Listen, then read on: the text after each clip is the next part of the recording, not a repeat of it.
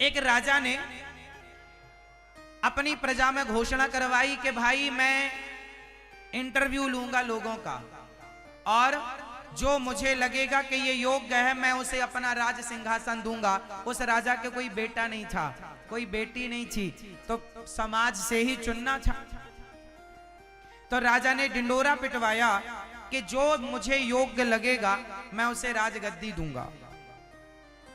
अब सबने इंटरव्यू दिया, पर राजा को कोई जचा नहीं, अच्छा नहीं लगा। अरे तुम नहीं हो इस लायक, तुम नहीं हो इस लायक, तुम नहीं हो इस लायक। सबने अपने अपने ढंग से तैयारी दी। राजा कोई सवाल करता और वो उसका जवाब देना पाता तो वो फेल हो जाता।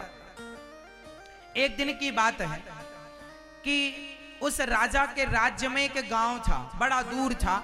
उस गांव में एक लड़का रहता था।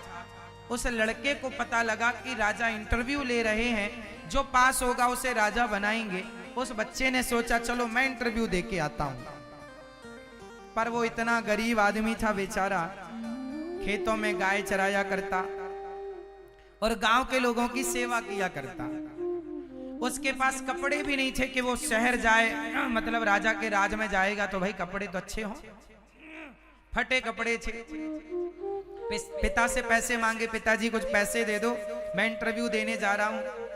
राजा पूछ रहे हैं मैं भी दे दूं, किस्मत तो किस्मत है। अरे बाप ने कहा कहां जा रहा है, राजा के सामने बड़े बड़े पढ़े लिखे लोग टिक ना पाए, तू क्या करेगा, तू अपना काम कर। नहीं पिताजी, पिता ने मना कर दिया। उसने कुछ मजदूरी की, कुछ पैसे कमाए, उस पैसे से उसने एक बढ़िया सा अपने लिए मोटा सा एक कपड़ा बनवाया, पहना, कपड़ा पहना बढ़िया। मौसम सर्दी का था तो अच्छे से गर्म कपड़े कुछ लिए उसने खरीदे, तो गर्म कपड़े पहने, नीचे धोती लगाई और चला। जब वो राजा के राज्य में पास ही पहुंचा, राजा के महलों के पास, तो उसने देखा कि बाहर कोई पेड़ की छांव में सर्दी से ठिठुर रहा था बूढ़ा सा आदमी, और बड़ा जर्जर था, बड़ा काला सा था, बड़ा परेशान था। उसने सबको रोका, भैया ओ भैया थोड़ा मेरी मदद कर दो, थोड़ी मेरी मदद कर दो। कोई ना रुका, वहां गली से सब गुजर रहे थे, कोई देखा ना। पर ये लड़का जो इंटरव्यू देने के लिए जा रहा था, ये रुका। उसने पूछा क्यों, आप कौन हैं? भैया मैं बड़ा गरीब आदमी हूं, 4 दिन से हो गए पेट भर रोटी नहीं खाई।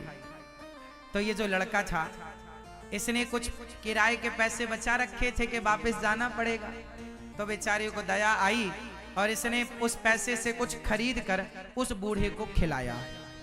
उसने कहा बड़ी सर्दी लग रही है, उसके बदन पर कपड़े भी नहीं, तो इसने अपनी स्वेटर उतारी, अपने गर्म कपड़े उतार के उस बूढ़े आदमी